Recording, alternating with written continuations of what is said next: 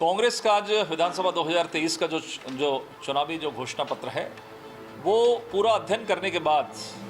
ये कहा जा सकता है कि ये झूठ का पुलिंदा है, ये ठगी पत्र के रूप में सामने आया है। पिछले 5 वर्ष सरकार में रहते हुए जो वादे उन्होंने पूरा नहीं किया है, जो आम जनता में चर्चा का विषय है,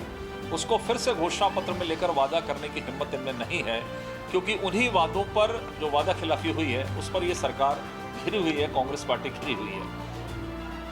इस घोषणा पत्र में कांग्रेस के न तो महिलाओं के सम्मान की कहीं बात की गई है, न युवाओं के लिए कोई योजना बनाने का काम है, न प्रदेश के अंदर में कहीं किसी प्रकार के विकास की बातचीत कही है, न ही कहीं लॉ एंड ऑर्डर की बात की है। पिछली बार घोषणा पत्र में बड़ी बड़ी बात करके सरकार में आने वाले लोगों ने जो काम नहीं किया है उसको भी इस घोषणा पत्र में शामिल करने की हिम्मत इन्होंने नहीं की है। इसके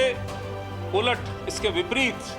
बीजेपी का जो घोषणा पत्र परसों जारी हुआ था उसमें हमने सभी वर्गों के लिए कार्य योजना बनाई, चाहे वो युवा हो, चाहे महिलाएं हो, छात्र छात्राएं हो, किसान हो,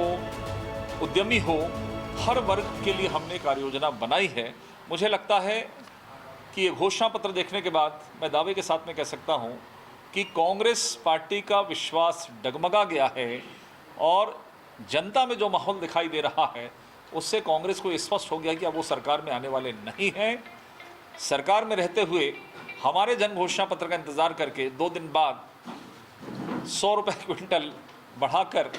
केवल लोगों को भरमाने का काम इन्होंने किया है। बाकी कहीं किसी वर्ग के लिए किसी भी प्रकार की कहीं कोई घोषणाएं इस घोषणा पत्र में शामिल नहीं की गई है। महिलाओं के लिए 500 रुपये महतारी देने की बात उन्होंने की थी, वो भी इसमें शामिल नहीं है। कुल मिलाकर ये कहा जा सकता है कि जिस जन घोषणा पत्र के आधार पर 2018 में कांग्रेस ने अपनी सरकार बनाई थी, ये वर्ष 2023 का जो परिणाम होगा, इस जन घोषणा पत्र जो 2023 का इनका जो रोड मैप लेके आए हैं, इसके आधार पर और जो पुराने घोषणा पत्र की जो वादा खिलाफी है उसके आधार पर कांग्रेस पार्टी इस बार सरकार से इसकी विदाई होगी और एक बार फिर से कांग्रेस 15 साल के लिए सत्ता से बेदखल होगी।